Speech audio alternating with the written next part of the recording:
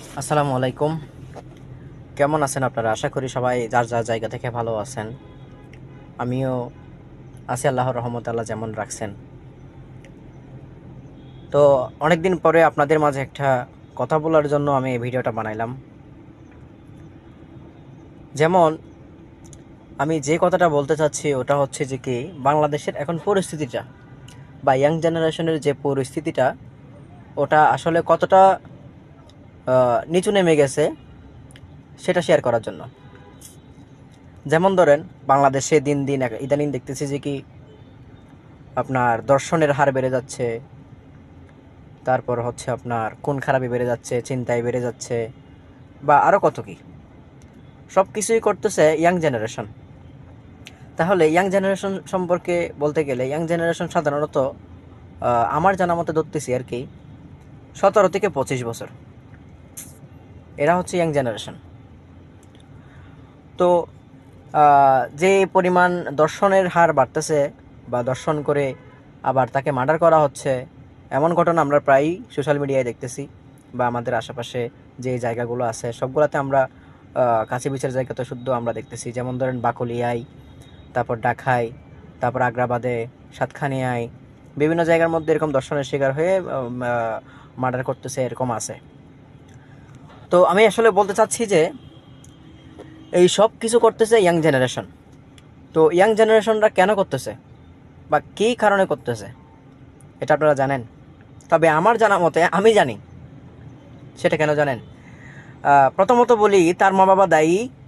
বা যারা দর্শন করতেছে, যারা খুন খারাপি করতেছে, যারা চিন্তাই করতেছে, সব কিছুর জন্য ওই ছেলেগুলারই মা বাবা দায়ী। আমি মনে করি মা বাবা দায়ী বা পরিবার দায়ী। কারণ একটা ছেলে রাতের 11টা 12টা কোনো কাজকর্ম করে না, কিচ্ছু করে না, রাতের 11টা 12টা বাজে ঘরে ঢুকে।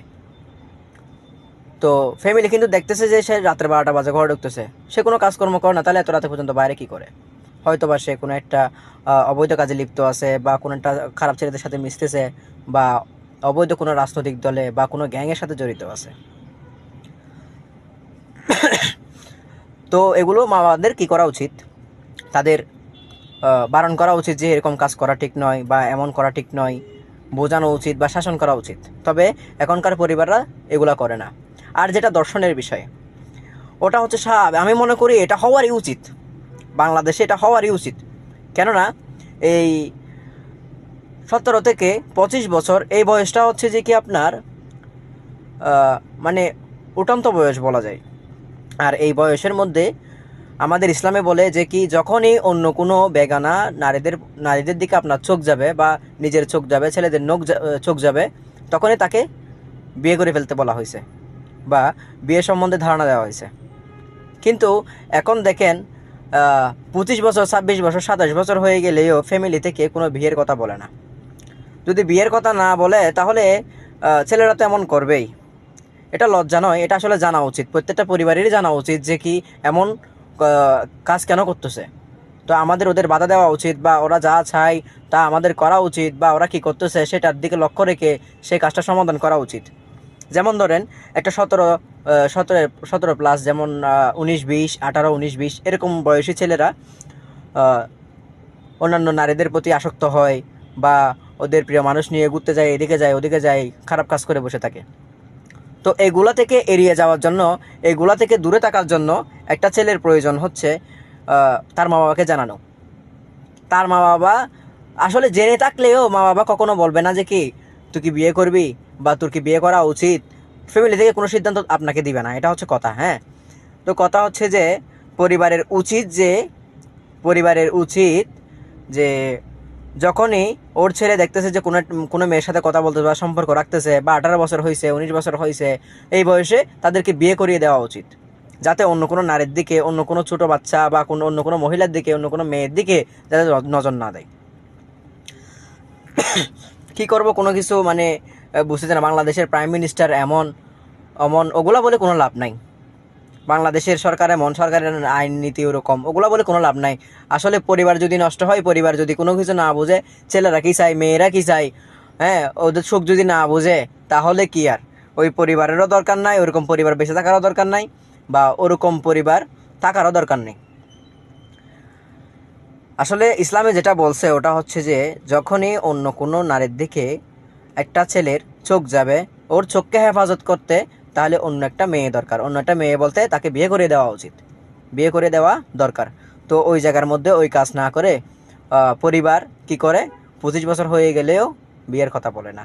তো ছেলেপেলেরা তো এসব কাজ করবেই, অন্যায় কাজে তো জড়াই যাবেই, অন্য নারীর প্রতি লোভিত হবেই, এটা তো স্বাভাবিক জিনিস।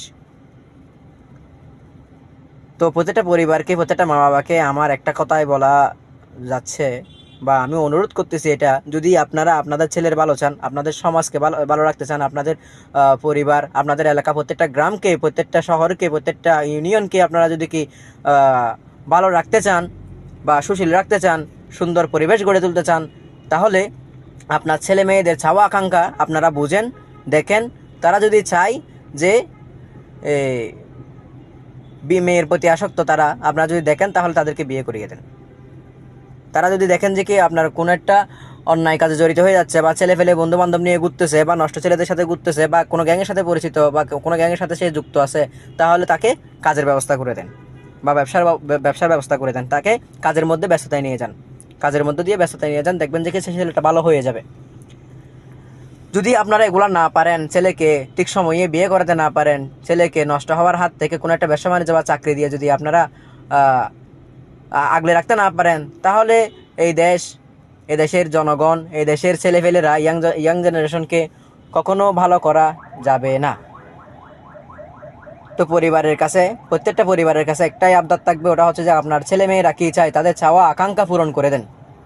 এটা হচ্ছে কথা। ঠিক আছে, ধন্যবাদ। আসসালামু আলাইকুম, ভালো থাকবেন। অনেক কথা বলে ফেলছি, যদি ভুল হয়ে থাকে, ছোটো মানুষ আমি, কিছু তেমন বুঝি না, যতটুকু আমার মাথায় আসে ততটুকু আপনাদের সাথে শেয়ার করলাম। সো ক্ষমা দৃষ্টিতে দেখবেন। আসসালামু আলাইকুম।